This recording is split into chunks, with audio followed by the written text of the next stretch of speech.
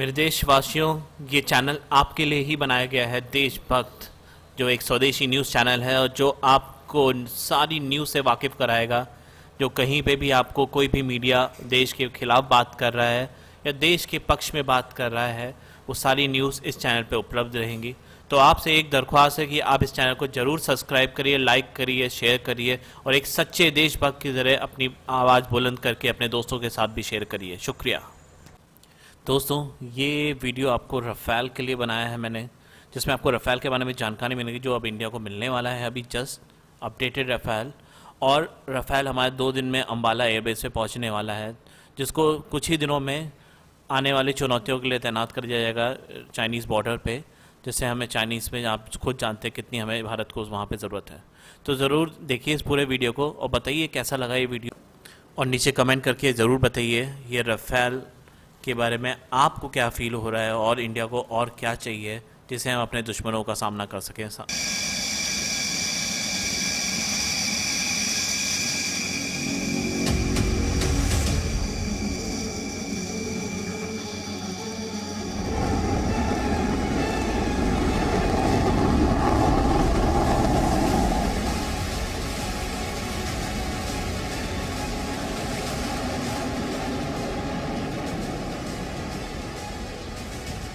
ये तस्वीरें आज उन सभी को चुभ रही होंगी जो रफ़ाल की उड़ान के रास्ते में रुकावट बने, लेकिन आज की इन तस्वीरों का सीधा संदेश यही है कि भारत का रास्ता कोई रोक नहीं सकता।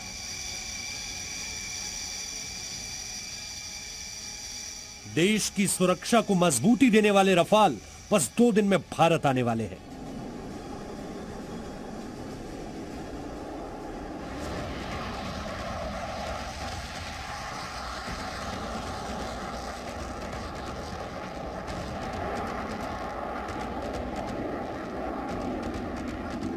ये लड़ाकू विमान भारत के लिए क्यों जरूरी है?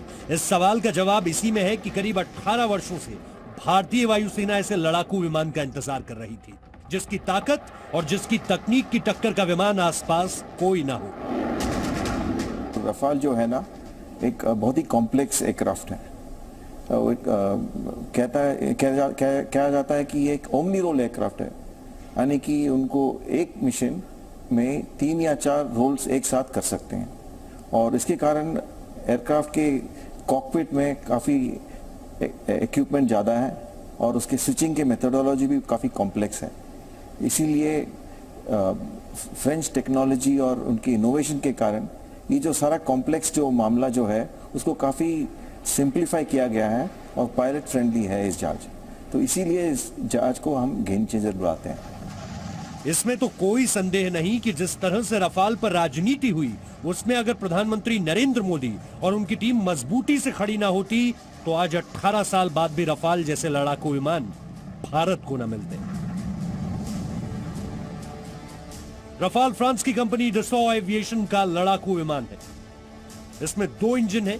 यह हवा से हवा और हवा से जमीन दोनों तरह से हमला कर सकता है। इसे हर तरह के मिशन में भेजा जा सकता है। यह परमाणु बम से लैस हो सकता है। 1 मिनट में 60,000 फुट की ऊंचाई तक जा सकता है। रफ़ाल 2130 किलोमीटर की रफ्तार से उड़ सकता है। रफ़ाल 3700 किलोमीटर दूर टारगेट को तबाह कर सकता है। इसमें कई तरह की मिसाइल फिट की जा सकती है।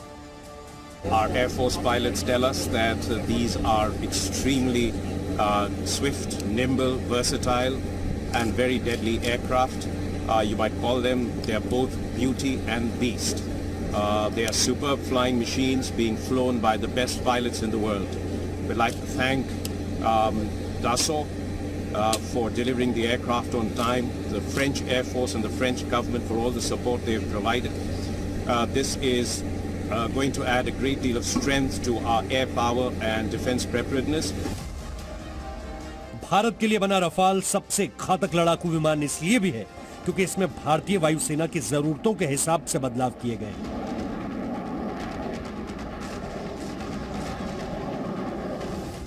इसके 4 मारक हथियारों में नया हथियार हैमर मिसाइल है। रफ़ाल से लॉन्च किए जाने के बाद हैमर मिसाइल लगभग 70 किलोमीटर दूर किसी लक्ष्य को नष्ट करने की क्षमता रखता है। हैमर मिसाइलें पहाड़ी इलाकों में बने किसी बंकर को नष्ट कर सकती हैं और लद्दाख में चीन के मुकाबले ये भारत की ताकत को बढ़ा देंगी। एक रफ़ाल फाइटर जेट एक साथ 250 किलोग्राम की 6 हैमर मिसाइलों को ले जा सकता है।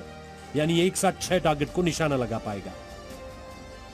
भारत की जरूरतों को देखते हुए फ्रांस की सेना के लिए बनी हैमर मिसाइलें भारतीय वायुसेना को मिलेंगी और भारत का रफाल इन मिसाइलों से लैस होकर दुश्मन के लिए और खतरनाक हो जाएगा।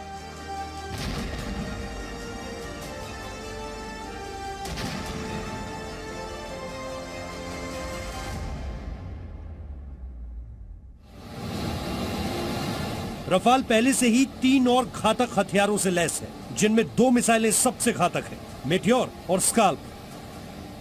इसमें हवा के दुश्मनों का अंत करने के लिए मेटियोर मिसाइल मौजूद है, जो बियॉन्ड विजुअल रेंज यानी आंखों से ओझल लक्ष्यों पर भी हमला करती है। लंबी दूरी पर मौजूद दुश्मनों के लिए रफाल का एक और घातक अस्त्र है स्काल्प मिसाइल। यह दुश्मन के इलाके में घुसकर दूर तक अटैक करेगी। आप कल्पना कीजिए कि जब लद्दाख सीमा पर सुखोई 30, मिग-29, मिराज 2000 के साथ सबसे शक्तिशाली रफाल फाइटर जेट भी भारतीय वायुसेना की ताकत में जुड़ जाएंगे, तो फिर भारत के सामने कोई भी टिक नहीं सकता, फिर चाहे वो कितना ही शक्तिशाली क्यों ना हो, क्योंकि इस वक्त चीन के लिए इससे बड़ा संदेश दूसरा और कुछ नहीं हो सकता।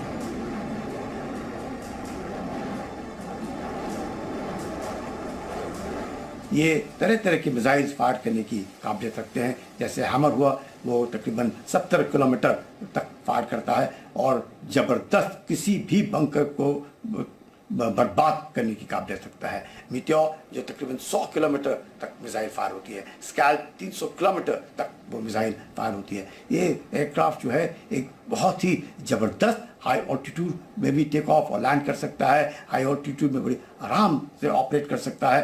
तो मैं कहूँगा इस तरह के का एयरक्राफ्ट इंडियन एयरफोर्स में आना is a real game changer.